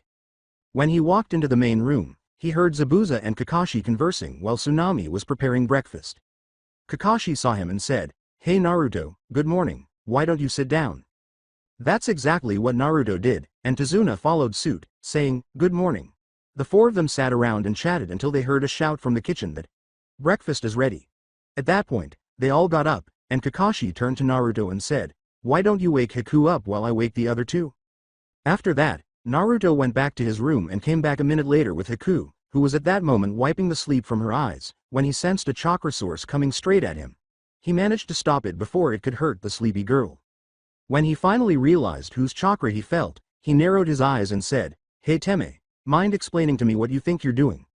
Sasuke glared at Naruto and jerked his arm out of his grasp, holding a kunai that would have stabbed Haku if Naruto hadn't intervened. When he was about to throw the kunai that was still in his hand, Sasuke spat, "I was just paying the bitch back for how she humiliated me yesterday." He pulled his arm back, but someone grabbed his hand and stopped him. "If I remember correctly, all she was doing was sticking with the plan, while apparently you were not," Sasuke said. Kakashi then spoke up from next to Naruto, who had attempted to stop Sasuke himself, saying, "Don't bother. There was never a clone, that was all Speed." He was shocked to see the blonde and thought it was a clone. He turned to see where he thought the original was, but there was no one there. "Speed," Sasuke thought to himself as he glared at the Dobi. "Are you telling me he's that fast? Damn it. Why is the Dobi so strong? It must be that weapon he used. There's no other way. I swear I'll make it mine and show the Dobi," he said, snatching his hand away from Naruto once more as he entered the main room. "Come on Haku-chan, let's go have some breakfast," Naruto said with a smile on his face as he turned to face Haku, whose eyes were wide at how close she was to death while she hadn't been fully awake. "Eh? All right," she replied as Naruto placed a hand on her shoulder in an attempt to reassure her that she would be okay. When Naruto noticed that she was calming down, he led her to the table where Zabuza and Tazuna had already set the food, and everyone, aside from Sakura and Sasuke, gathered to begin eating breakfast. The question was aimed at Zabuza and Haku, who turned to face the blonde, but Zabuza responded, "Truthfully, we were just going to keep moving around while avoiding Kiri." Naruto then raised his voice and asked, "So what do you two plan to do now?" "So, why don't you two join Konoha?" was the question Naruto had been waiting to ask. Everyone took notice of this, but Zabuza didn't seem to like the idea, saying, "I don't know, we're both missing Nin, plus we have no loyalty to Konoha." Naruto got up and left his seat, saying, "Are you sure you want to keep moving around though? Zabuza, come with me for a sec, I need to talk with you about something." "Zabuza, let me ask you, do you really think it's best for Haku to keep moving all over the place always on the run from Kiri?" Naruto asked, getting a thoughtful look from Zabuza. "He's right, Haku doesn't deserve this life, but I'm still not sure about joining another village," he said. "Zabuza, you took this mission for Gadu so you could gather money to try another attempt at the Mizukage's life," Naruto stated, shocking Zabuza. "Well, what if I told you Konoha is trying to make an alliance with the rebel faction of Kiri? Most likely Konoha will send some shinobi over to Kiri to help the rebel faction. If you join the village, you'd probably be selected for this mission since you're familiar with Kiri." "Alright, I'll join, but is Haku going to be okay? I mean her bloodline," Zabuza said with what sounded like concern. "Is he telling me the truth? If so, I may finally have another chance," Zabuza said, stunned by what he had just been told. Before the two of them returned to the dining room, Zabuza said, "Alright, let me tell Haku what's going to happen, you should tell your sensei also." Naruto dismissed his concerns, saying, "You don't have to worry, Konoha already has many bloodlines, and she'd actually be welcomed by the council itself probably if it allows Konoha to have another bloodline." Bridge. As Tazuna's family prepared to depart, Team 7 Long, Haku, and Zabuza stood in front of them, and Tazuna thanked the group for their assistance in the bridge's completion, saying, "Thank you for everything." Naruto cheerfully said, "Don't worry, we'll come and visit sometime," while Inari appeared to be fighting back tears. After saying their goodbyes, the group turned around and began to cross the bridge as they made their way back to Konoha. "That boy was able to change everyone's hearts and freed us from Getu. He's given us the courage this village desperately needed," Tazuna said, glancing at Naruto. "Ah, right, the bridge needs a name," Tazuna said aloud. Inari turned to face his grandfather and said, "How about we name it the Great Naruto Bridge?" Time skip. The office of the Hokage. When the gate guards finally managed to identify who was traveling with Team 7, the group was taken straight to the Hokage's office. Now, they were standing in front of the Hokage while Kakashi reported on the mission's events. "So let me get this straight, Zabuza, a missing nin, and his daughter want to join Konoha?" the Hokage asked after Kakashi had completed summarizing the events. Zabuza and Haku nodded in response, and he turned to Naruto. "And it was your idea to let them join?" Hiruzen nodded. "If she has a bloodline, the council would probably do everything they could to have her join." Naruto chose to speak up rather than simply nod, saying, "Yes, it was my idea. The village could benefit from having Zabuza join since he was Anbu rank while he was still a part of Kiri, and also Haku has a bloodline, so I'm sure the council won't have any problems." "Alright, I'll let them join, but they will be observed by Anbu for the first few months, but this is mainly a precaution. Also Naruto, since it was your idea to let them join, they will be your responsibility," Hiruzen said. "All that's left is to bring it up with the council, but they'll probably have no objections to letting someone of Zabuza's strength and Haku's bloodline in joining the village. You're dismissed." The council room. The Hokage had called a meeting to update the council on the two new residents of the village, but it seems that the civilian side wanted to talk about something else. Hiruzen knew this would come up eventually, but he had mostly been putting it off. The return of Naruto Uzumaki and his new identity as Genin were the topics of the and fourth debate. "How dare he show his face again? I say we should have him banished and rid ourselves of him for good," yelled a particularly obese civilian councilman who oversaw a chain of supermarkets. "Naruto is a shinobi of this village. He has done nothing wrong to warrant banishment," Inochi said with a smile. Since they could see that Naruto wasn't a Kyuubi, Inochi and the majority of the clan leaders had nothing against him. However, the civilians, who only want to get rid of Naruto, may view the boy as nothing more than a demon. Another civilian councilman yelled, "If not exile, then at least he shouldn't be a shinobi. Who knows what he'll do? Not only that, but you put him on the same teams as Uchiha. Sama. I demand the boy be removed from Uchiha. Sama's team, who knows how he might corrupt him." After Hiruzen had successfully put an end to all of the civilian protests, a new voice said, Hiruzen, you should give the boy to me so I can train him to be a weapon for this village. Quiet, Hiruzen said, his nerves long since tested by the stupid civilians. Naruto is a shinobi of this village and a genin of Team 7, and it shall stay this way unless I say so.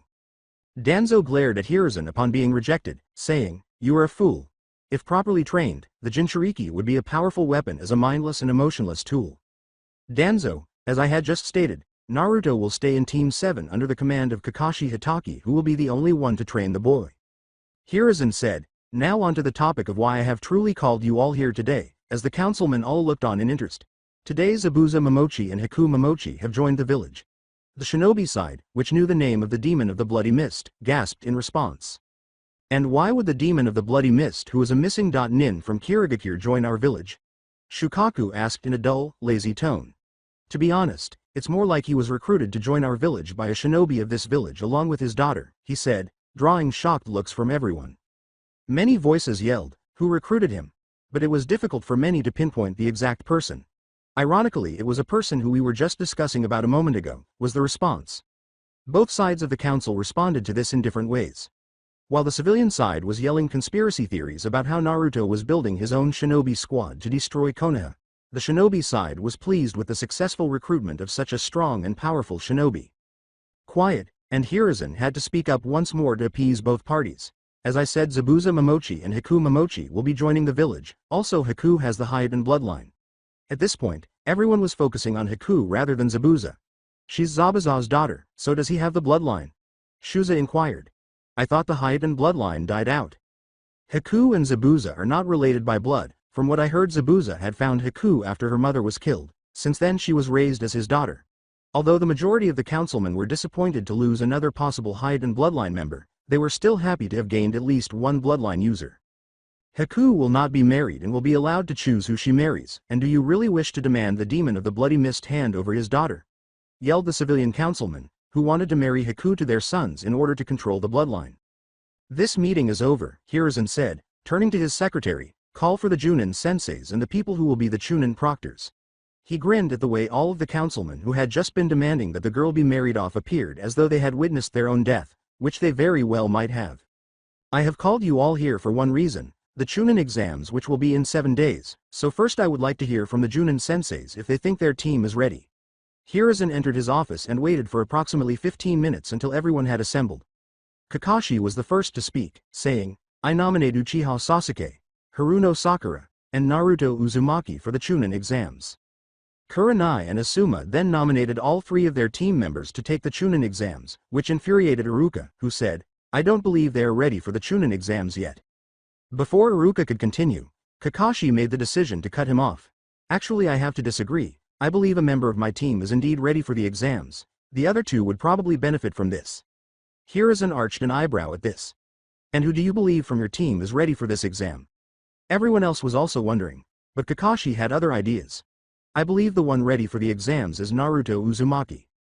Many Chunin and other Junin senseis were taken aback by this. But wasn't he a dead last while he was at the academy? One of the Chunin proctors questioned. He was the dead last of his class until after he went missing for a year. Kakashi corrected them. From what I heard in some of the sections of the Genin exam, he was able to beat the Uchiha. Asuma asked, so, how do you think your other 2 would benefit from this? He had a hint because it was likely the same reason he had signed up his Genin. I have a motive that deals with both of them, but mostly it's to gain experience, he said. If the Uchiha were to realize how strong some people his age actually are, I hope this would help to level out his haughtiness. This is more of a reality check that I want to give Sakura, though. She will either realize how weak she is and decide to either stop being a shinobi or work to become stronger after realizing how deadly being a shinobi is. The third possibility, though, is that she will stay the same and carry on being a fangirl. When everyone realized how sensible Kakashi's choice was, no one raised any more objections. Alongside Naruto, after returning from the mission in waves, Naruto was currently wandering around Konoha, unsure of what to do, and ultimately he made the decision to go check on Hinata to see if she was on a mission and whether she would like to join him for lunch at Ichiraku's.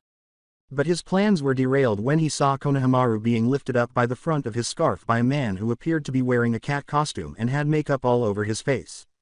In addition to the 2, he saw a woman standing next to the person holding Konohamaru and 2 other children of Konohamaru's age attempting to save him. He was about to descend to investigate the situation when he noticed the symbol on the headbands they were wearing, asking himself, what are Suna.nin doing here?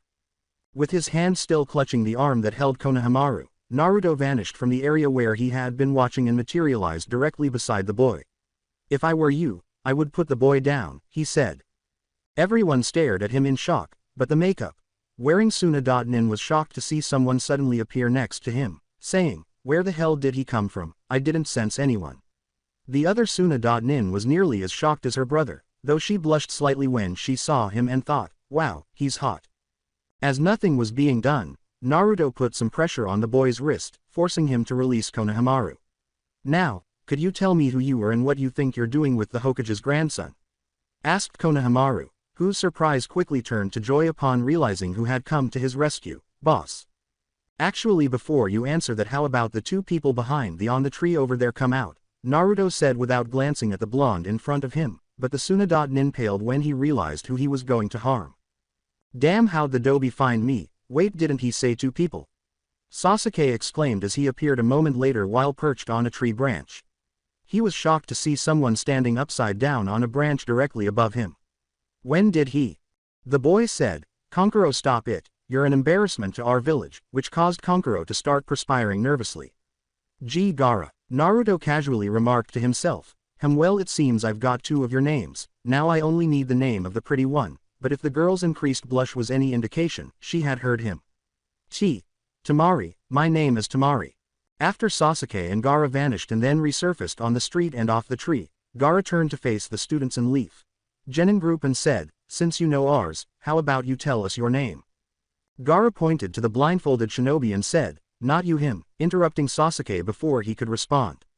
Sasuke thought the question was meant for him. Naruto said, Naruto Uzumaki, and Gaara nodded before turning around and saying, I hope you will be in the Chunin exams. If you are, I look forward to fighting you. He and his siblings then vanished as Naruto was thinking about what he had been told, saying, Chunin exams, I'll have to talk to Kakashi about that. Then Naruto looked to where he sensed three more chakra signatures that had been observing them the entire time, only to discover the branch was deserted and the signatures were gone. Three figures were chatting among themselves a short distance away from them, out of sight, and asking, so what do you think? The third figure blushed as she thought about the blindfolded shinobi, but she forced herself to keep from becoming a fangirl. Nothing serious, but we'll have to watch out for the one with the gourd and definitely watch out for the one with the blindfold if he could actually sense us. Next day's time skip. While the other two members of Team 7 had been waiting for their sensei for more than 2.5 hours, Naruto had only just shown up 5 minutes earlier. He was currently ignoring the pink-haired banshee's cries about his tardiness, asking, when will she ever get it that I'm not late if the sensei hasn't even arrived yet? His sensei's voice jolted him out of his reverie, saying, morning, sorry I was late, I got lost on the road of life. Ah, the road of life, that's understandable. I mean, there are many twists and turns, Naruto joyfully remarked as the other two earned tick marks. He handed them the exam applications and said, thanks for understanding, Naruto. Well, anyways, I've nominated you guys for the Chunin selection exams. Kakashi then departed, and Naruto followed shortly after.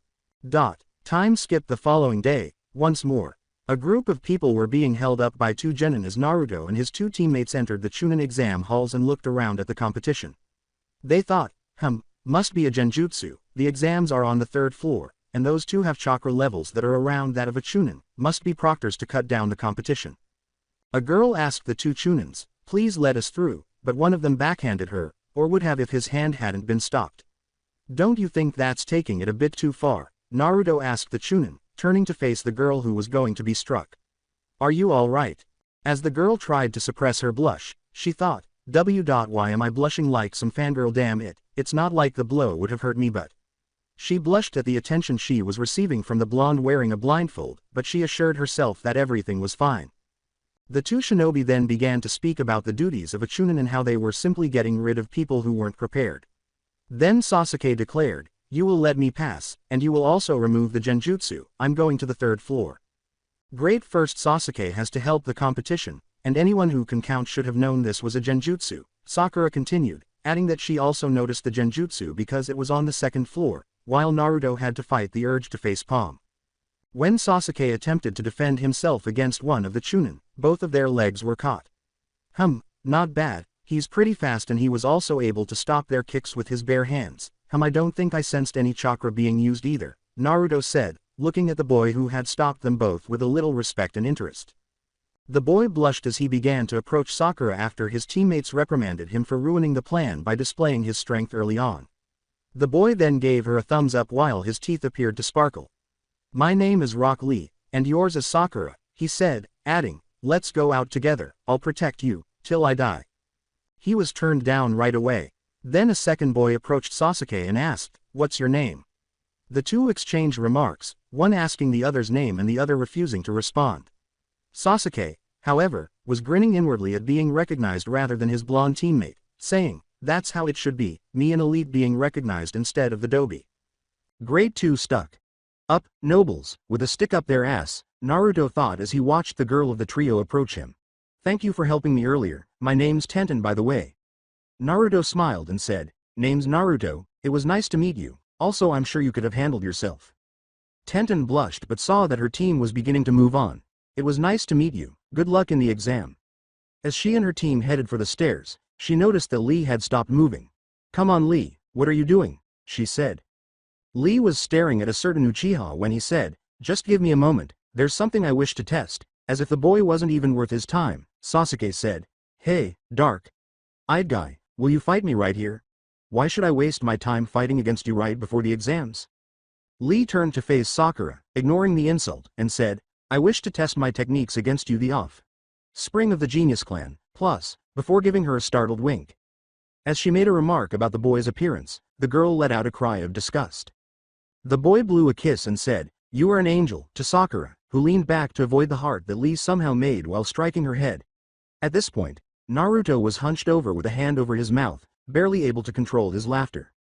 You are a fool to challenge me knowing that I'm a Uchiha. You're about to learn what this name means, thick brows, Sasuke said. When his teammate said, idiot, that arrogance will get him killed and or humiliated one of these days, Naruto's suppressed laughter turned into a sigh. Naruto remarked, Sasuke, we only have 30 Mintus, but the Uchiha dismissed him, saying, I only need 5. Sasuke then charged at Lee as Naruto looked on. While the Uchiha attempted to determine what kind of jutsu was being used, Naruto watched as Sasuke repeatedly destroyed his guard. Then, as if that would do him any good, he watched Sasuke activate his bloodline, the Sharingan. As Naruto had predicted, the Sharingan had no effect because Lee kicked Sasuke straight up. I am using taijutsu, and even if you can read my movements you do not have the speed to react to my attacks, Naruto said as he watched Lee materialize behind him and explain how he was winning. Naruto agreed with Lee's reasoning and thought to himself, hey, seems his humiliation came sooner than I thought, but now that he knows this information, how will he react to it? A pinwheel was stabbed into one of Lee's bandages before he could undo them anymore, saying, that's enough, Lee. At the moment, Naruto was doubting his chakra sensing skills because, regardless of his perspective, the source of the voice belonged to. Is it a summons, a turtle? Lee was being reprimanded by said turtle for what he was going to do and how it was against the rules. Suddenly, a puff of smoke appeared on the turtle's back, and an older Lee wearing a Junin vest emerged from the smoke. Everyone there except the two were shocked when the man suddenly punched Lee, and they were even more shocked when the two began sobbing and embracing. Lee was looking up to the older version, who said, it's okay Lee, youth and mistakes go together. But you did start a fight and almost broke my rules. Your punishment will take place after the Chun exam, 500 laps around the practice range, Lee said. Hey you guys, how's Kakashi Sensei doing? Guy then turned to face the other Genin team in the room. Oh, this must be that annoying rival Kakashi must have always been talking about, Naruto thought to himself before hearing Sasuke inquire as to how the man knew Kakashi. He began to say, well me and Kakashi are, before vanishing from beside Lee, eternal rivals. Sakura and Sasuke turned around, startled, at the sound of the voice behind them. Guy caught a glimpse of Naruto out of the corner of his eye and thought, interesting, he didn't even flinch, could he have actually kept up with me? With his teeth actually seeming to sparkle, Guy turned back to Sasuke and declared, 50 wins and 49 losses, I am stronger than Kakashi. Guy said, anyway you three and Lee should head over to the classroom, as he threw a kunai to loosen the pinwheel holding Lee's bandage to the wall. Again I have lost to some no-name shinobi who doesn't even belong to a clan, said Sasuke, who was trembling with rage as Lee departed. I swear after this exam I'm going to the council to get that damn weapon, that way I'll never lose again and put them all in their place, he said, turning his anger towards Naruto. After that, the three-person team proceeded to the third-floor Chunin exam classroom, where Kakashi was waiting for them. Kakashi remarked, "Good, all three of you are here. You can now properly take the exam," as the three passed him. Sakura asked Kakashi, "What do you mean?" Naruto responded, "He means that unless all three of us were here we wouldn't be able to take the exam." Seeing the curious looks, Kakashi chose to clarify what the blonde had said, saying, "I gave all three of you the choice so none of you would be pressured into taking the exam just to please the other two. Thus you all came of your own free will. You guys can now go." Following that, the three genin from Team 7 entered the classroom where the Chunin exam's first section would be held. In the classroom, when the three realized that every other genin in the classroom was staring at them, they stopped walking into the room. Sakura was a little intimidated by the sheer number of people who would be taking the Chunin exams, while Naruto and Sasuke were currently looking over the possible opponents they would have to contend with. But when Naruto was tackled and hugged from behind, all three of them were startled out of their reverie. The individual then introduced herself by saying, "Hey Naruto, I haven't seen you for a while," to the blonde wearing a blindfold. "Hey Ino-chan, we just returned from a mission about a week ago," Naruto said, raising an eyebrow at his fellow blonde. As she got off Naruto's back, the rest of her team joined her, asking, "You guys taking this stupid test too?" "Hey Shikamaru, Choji," Naruto said to the other two Team 10 members. Another familiar voice then called out to the group, "Yahoo, found you." The lone female team member, blushing at the sight of her crush, boyfriend, said, "Hello," greeting her former classmates. On the inside, Naruto was a little panicked, thinking, "Damn, I still need to tell her about CRA. Hey don't forget about us," the genin with the dog on his head asked. "Hey Hinata," Naruto said cheerfully. He joked, "You're too loud to forget Kiba," before turning to face Shino and greeting him with a slight nod, to which the reserved boy replied. Kiba was about to respond to the blonde's joke when he heard a strange voice say, "Hey you guys, you should be more quiet. You guys are rookies just out of the academy, right? Sheesh, this isn't a picnic." When the group of genin turned to face the voice, they saw a genin with gray hair wearing a Konoha headband. "I'm Kabuto, but instead of that look behind you," the now identified Kabuto said to the group of genin, answering the question that had been on everyone's mind. "Who are you?" However, he failed to notice that one of the genin appeared to tense up upon hearing his name. "Kabuto, if I'm not mistaken, that's the name of Orochimaru's current right-hand man," Naruto thought as the gray-haired genin spoke. "I can still recognize the Junin level chakra levels even though he's currently attempting to suppress them. It's unmistakably the same person. But why is he in Konoha for the Chunin examinations?" As the others, unaware of Naruto's thoughts, turned to look behind them, they were met with a barrage of glares from every other genin in the room. "Everyone is anxious about the exam, so please calm down before you make a scene," Kabuto said again. When Sakura asked if this was the genin's second attempt at the exam, he revealed that it was actually his seventh, which made Naruto even more suspicious of him. Some of the group's rookies began to perspire a little at all the glares they were receiving, so Kabuto decided to ease up a little on them, saying, "Well, I can't blame you, you're clueless rookies." After removing a deck of cards, Kabuto said, "Even though I've failed a lot, I have been able to gather information. How about I share some of this info with you rookies?" He continued by explaining the purpose of the cards and how to use them, then used one of them to display a map of the elemental nations that contained details on which villages had sent genin to the exam and how many genin from each village. Sasuke asked, "Do you have cards with information on individuals?" And Kabuto replied that he did. "Show me the cards for Gaara of the Hidden Sand, Rock Lee from Leaf," he said, then glared at Naruto, and Naruto from Leaf. People around Sasuke were intrigued and perplexed by his last name, wondering why he would want information about his own teammate. Naruto was also curious about what information this person might have about him. And finally, Naruto Uzumaki, he's obviously the same age as you three with a mission history of D rank .12. It's just a random number, I have no clue how many he actually did in canon, Kabuto said after drawing 3 cards from the deck of cards and adding chakra to them while reading the information off the first 2, same as canon. The people in their immediate vicinity then turned to stare at the members of Team 7 in disbelief at the realization that they had actually finished an A-rank mission, while Sasuke appeared to be grinning smugly. "Oh, here's something interesting. Apparently his team originally had a C-rank mission that was upgraded to an A-rank. Oh, never mind. Here's something even more interesting. It seems he had a solo mission given to him that was also an A-rank," Kabuto said. Sasuke's smirk turned into a glare towards the blonde, and everyone was staring at Naruto in disbelief at the news that he had actually finished another rank mission, but this time alone. Well, it looks like he has been missing for a year for unknown reasons, and we don't know anything about what happened during that year. Kabuto looked at Naruto in disbelief at what he had just read, and his eyes widened abruptly. How did you? Kabuto stammered in disbelief, drawing perplexed glances from everyone but the individual in question. Kabuto then made the decision to inform the group of what had startled him, saying, Apparently you fought and defeated one Zabuza Momochi, the demon of the bloody mist who is an A-rank missing. Nin. Except for the two members of his team who had witnessed it, one of whom was now glaring at the young genin, everyone who had heard what Kabuto had just said was now staring at him in disbelief. Suddenly, 3 individuals ran through the group of genin and made their way directly to Kabuto. One of them leapt up and hurled 2 kunai at Kabuto, who had ducked back, while another genin charged directly at him. The genin swung at Kabuto, who had jerked his head back to avoid the blow, shattering his glasses and causing him to double over and throw up. Before any more fighting could take place, a cloud of smoke appeared and a voice yelled, "Quiet down, you worthless bastards." Naruto had not intervened to observe how the situation would unfold while he assessed the attacker's abilities and determined the technique used to harm Kabuto.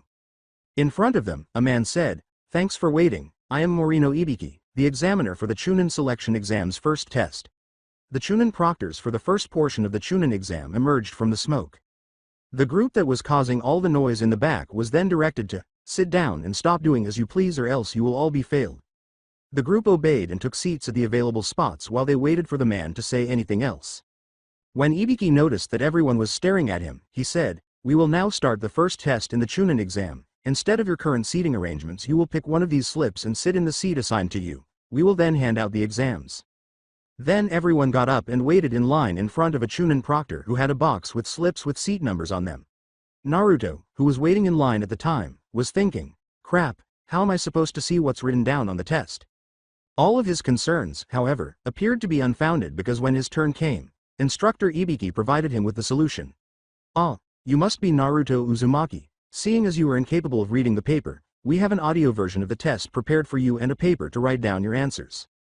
After selecting a slip and giving him a blank sheet of paper and a small record player with the test on it, the Chunin proctor instructed Naruto to sit down.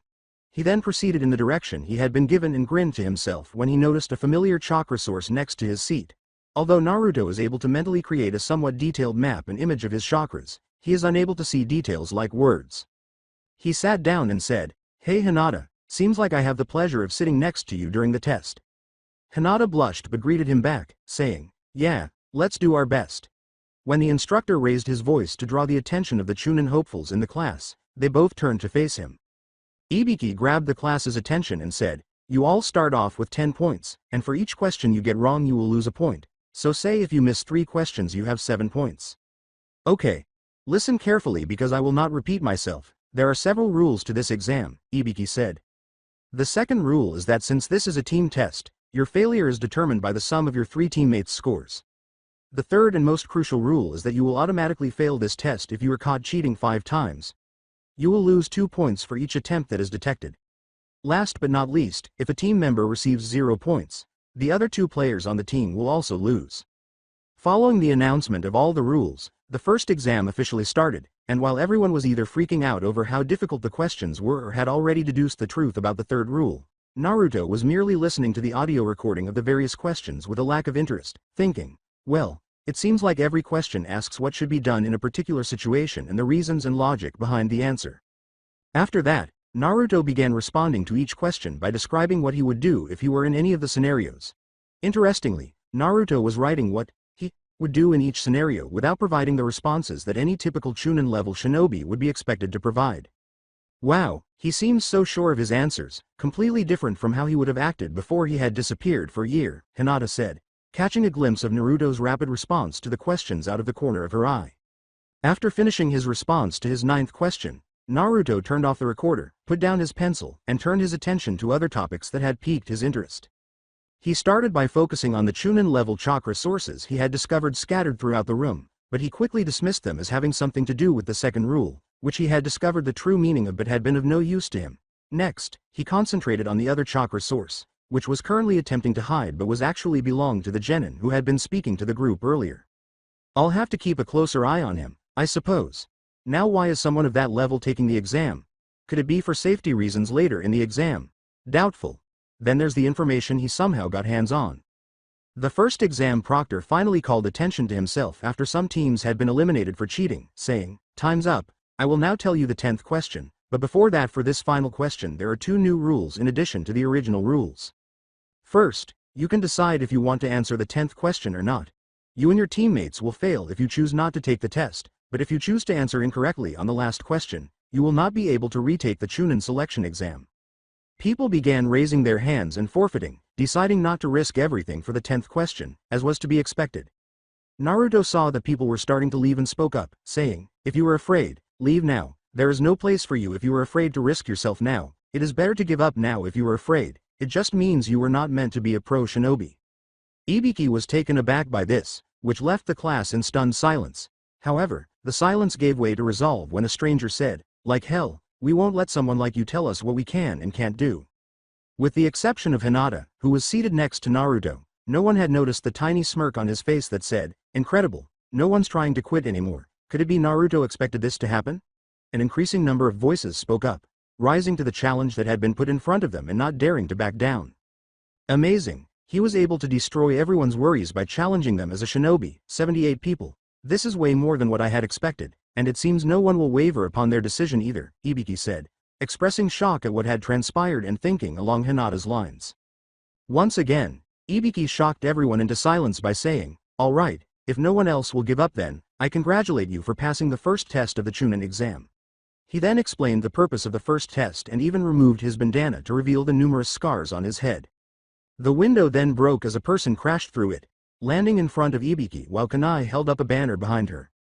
Naruto then felt a source of chakra moving towards their location, but he relaxed once he recognized who it was approaching them and even allowed a smile to appear on his face. The woman yelled to the class, "I am the examiner of the second Chunin exam, Mitarashi Anko, now let's go," but she turned around when she heard Ibiki say, "Anko, you're early," once more from behind the banner. That's it for today. I hope you guys enjoyed this great story. See you in the next one.